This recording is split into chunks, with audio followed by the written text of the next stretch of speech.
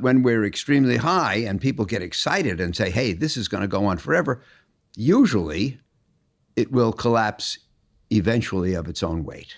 I think we can make a profitable forecast. The only thing is, Nikolai, that we don't get too many opportunities. I was speaking with my son when I was writing that book on cycles, and I said, I think my market forecasts have been about right. He says, yes, Dad, that's because you did it 5 times in 50 years. 5 times the market has been at such an extreme that regression toward the mean has been dependable.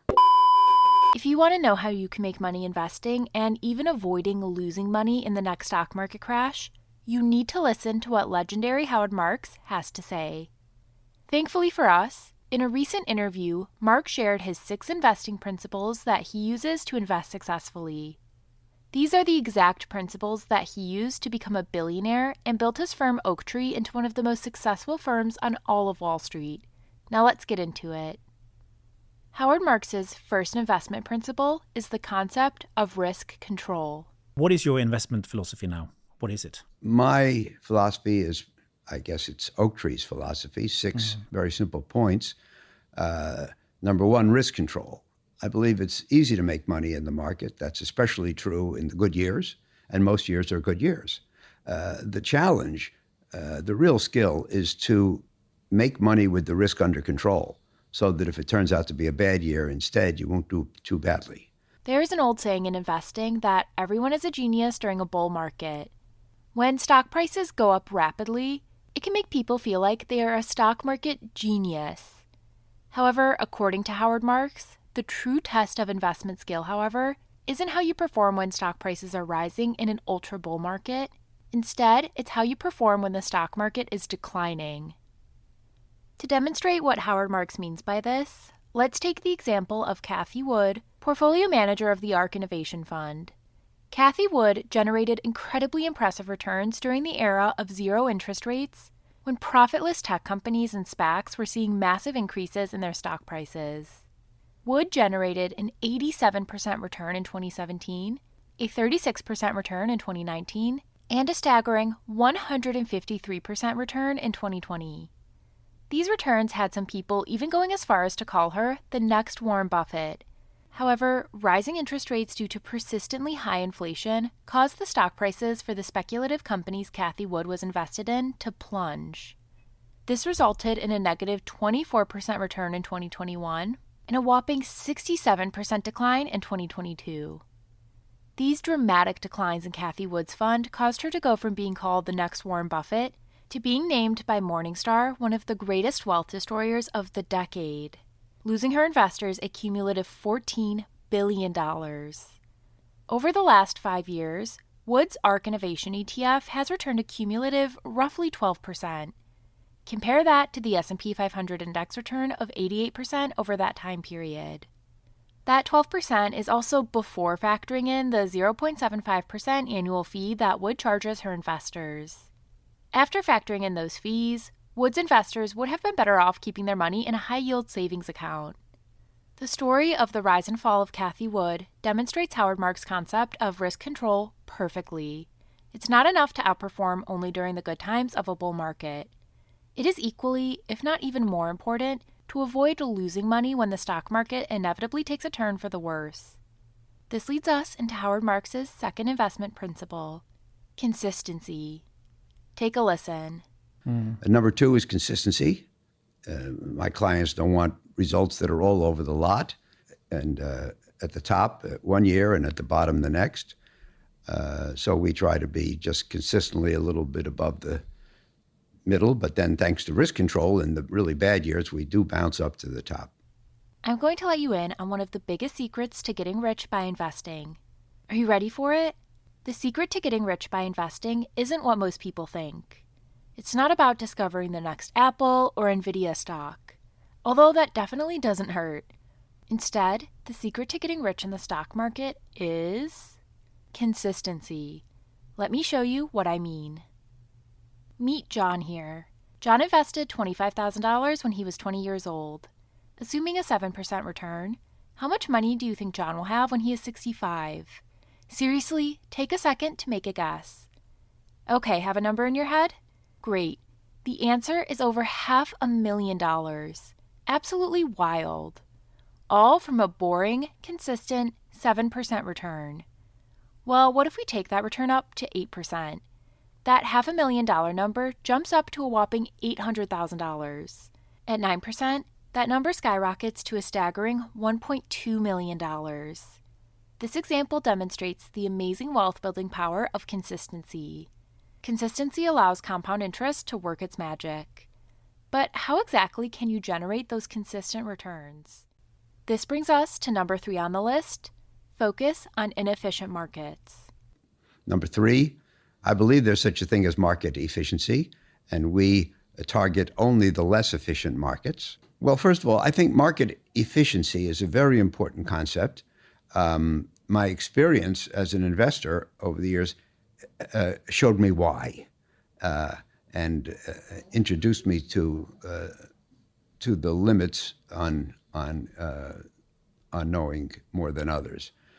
One of the biggest pieces of advice I have gotten from studying investing legends like Howard Marks, Charlie Munger, and Warren Buffett is the importance of focusing on investing in what are referred to as inefficient markets. When Howard Marks refers to investing in inefficient markets, he means focusing on seeking out opportunities in areas of the market where you are more likely to find assets, trading at prices that do not reflect the true underlying value of those assets. This can be due to a lack of information, limited competition, or mispricing. Howard Marks' investment career really took off when he started investing in high-yield bonds in the late 1970s. High-yield bonds are commonly referred to as junk bonds, as they are bonds issued by companies that are viewed as highly risky. At this time, very few investors were even willing to spend time analyzing these bonds, as they were perceived as too risky to be good investments. As a result, Howard Marks had very little competition, and this allowed him to generate incredible returns in this inefficient market. This concept of focusing on inefficient markets ties in perfectly with Howard Marks' 4th investment principle: be specialized and not a generalist. Number 4, high degree of specialization. You can't be a successful generalist, in my opinion. You have to know more than everybody else about a few things. There are people who believe that the AI stocks, for example, are in a bubble, and most bubbles do surround something that's new, and this one does, and something that everybody's very impressed by. I don't know enough about AI to know if this is excessive or justified. When Marks talks about the importance of specialization in investing, he's referring to an investing concept known as the circle of competence. Circle of competence is the idea that investors should focus on industries, companies, or asset classes they understand deeply and avoid venturing into areas outside their expertise. Notice how when Marks brought up the topic of a potential bubble in AI-related stocks, he was quick to point out that AI was well beyond his area of expertise. This is the type of humility that is absolutely crucial to successful investing. To identify your circle of competence, ask yourself what industries or products you have better knowledge of than 99.9% of the population. Maybe you are a manager of a large retail location. You may be able to identify that a company like Costco has a business model that is way superior to any of its competition. Perhaps you are a software engineer and can spot a rapidly growing software company that has a superior software product. You could even be a real estate agent and have a unique insight into the real estate market that even professional investors aren't able to replicate. Identifying your circle of competence is the easy part. The harder part is making sure not to venture outside of it. Your circle of competence doesn't have to be vast, it just needs to be well defined. As Warren Buffett says, the size of your circle is not very important. Knowing its boundaries, however, is vital. Stick to what you understand and only expand your circle as you gain deeper knowledge and experience. Number 5 of Howard Marks' list is to ignore economic forecasts. Here he is to explain. Number 5, we don't rely on macro forecasting to drive our investments. And my experience with forecasters, basically, in my opinion, showed me that it doesn't work, macro forecasting. All the macroeconomists are useless. Well, you said that. It was a question. I'm sorry. My intonation was wrong. I would say they're not right consistently enough to follow. And, when I started at the bank 55 years ago, we used to say that an economist is a portfolio manager who never marks to market. And I think that's true. If you were an active investor, you wouldn't hire somebody without looking at their record. But no economist ever presents his record. No, they can't, because they wouldn't be hired. In one of Howard Marks's now legendary investment memos, he explained how that in order for a piece of information to be relevant to an investment decision, that information has to meet two basic criteria. The information has to be 1, important, and 2, knowable. Obviously, the health of the economy is crucial to the potential success of an investment.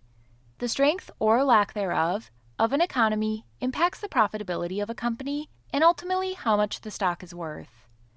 It's no question that economic predictions meet the first criteria and are important. However, on the second criteria of being knowable, this is where economic predictions fail the test. Economic forecasts have such a poor track record that the odds of them being accurate may as well be a coin toss. Here's how Marks explained why the track record of economic predictions leaves much to be desired in his memo titled, "The Illusion of Knowledge." In order to produce something useful, be it in manufacturing, academia, or even the arts, you must have a reliable process capable of converting the required inputs into the desired output. The problem, in short, is that I don't think there can be a process capable of consistently turning the large number of variables associated with economies and financial markets, or the inputs, into a useful macro forecast, the output. These memos from Marks have been incredibly helpful in my own journey about learning about investing. Howard Marks has spent decades crafting his legendary memos on the secrets, strategies, and tactics of superior stock market investing. Warren Buffett even said, "When I see memos from Howard Marks, they're the first thing I read." But with hundreds of pages to comb through, it can be overwhelming. That's why we've handpicked his most powerful lessons into the Ultimate Howard Marks Risk Management Guide. Download it for free at the link in the description. We have saved the best for last. Principle number 6 on Howard Marks's list: don't time the markets. Number 6, we don't expect much from market timing. So that's the philosophy right there. Now, you dismiss forecasting, yet you are a great believer in trying to figure out where we are in the cycle. Isn't that kind of counterintuitive? It sounds it on the face. But I think there is a time when forecasting becomes more useful, and that is when we're at an extreme.